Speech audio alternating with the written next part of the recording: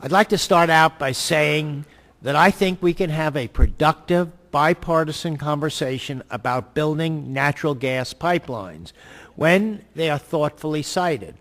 Pipeline infrastructure is necessary to prevent wasteful venting and flaring at oil wells, to allow power plants to receive the steady fuel supply that they need to switch away from coal to natural gas, and to keep consumers from facing painful price spikes during cold weather. And when planned properly, I also support the designation of infrastructure corridors. It simply makes sense to identify areas that are less environmentally sensitive and have fewer land use conflicts, and to try to concentrate new pipelines or transmission lines in those areas. Unfortunately, the bill we're discussing today still needs more work in order to accomplish these positive goals. We need a bill that speeds the development of well-planned new pipelines while paying attention to landowner and community concerns and protecting sensitive areas. The bill as written overturns the long-standing requirement for congressional approval of natural gas pipelines through national parks. Congress specifically required this extra level of attention because our parks deserve a higher standard of care. We have repeatedly passed laws to authorize pipelines through national parks, and I believe that Congress should retain that responsibility. This bill goes further than that with regards to national parks. It would have the Secretary employ the principle of multiple use for routing pipeline corridors through parks. For those who are less familiar with the concept, multiple use is how the Bureau of Land Management and the U.S. Forest Service operate. It means managing the land to balance a variety of different uses, from recreation to energy production to timber harvesting to grazing to conservation. But that is not the mission of the National Park Service.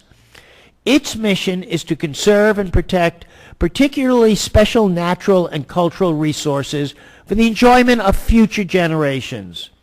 This bill would effectively amend that mission and provide for natural gas pipeline corridors. I believe that's wholly inappropriate. It's a wholly inappropriate use of our national parks, and it's not necessary in order to meet our needs to upgrade and expand our natural gas pipeline system. The bill as written would also establish corridors with virtually no public input. Utilities and pipeline companies are given the opportunity to suggest corridors that limit community impacts to the extent practical.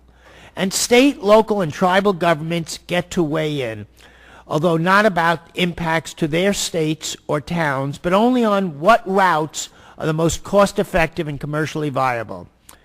When combined with the waiver of the National Environment Policy Act in this bill, the public is effectively shut out from having a say in these corridors. This could result in more local opposition to new pipelines and would be counterproductive to building the infrastructure that we need. And I repeat, we need to build infrastructure. Another concern is that the mandate in the bill that the Secretary designate no less than 10 corridors in the eastern half of the United States.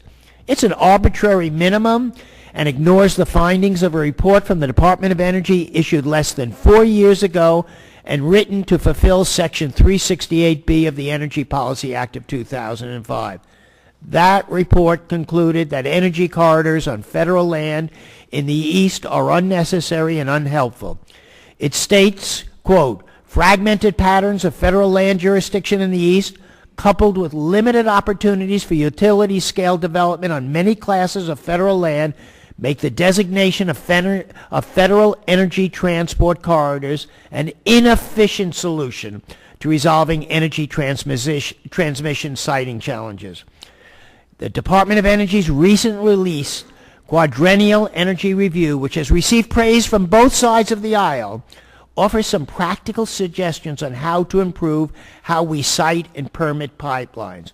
One of the recommendations, prioritizing early and meaningful public engagement, is in contrast to the approach taken in this bill. The rest of DOE's recommendations, I also believe, deserve careful consideration. But careful consideration, unfortunately, is not what this particular bill is about. It's about a rush to designate unnecessary corridor with almost zero public input. But I hope we can work together to craft legislation that can help to site pipelines on public lands in a more thoughtful way. Thank you, and I yield back.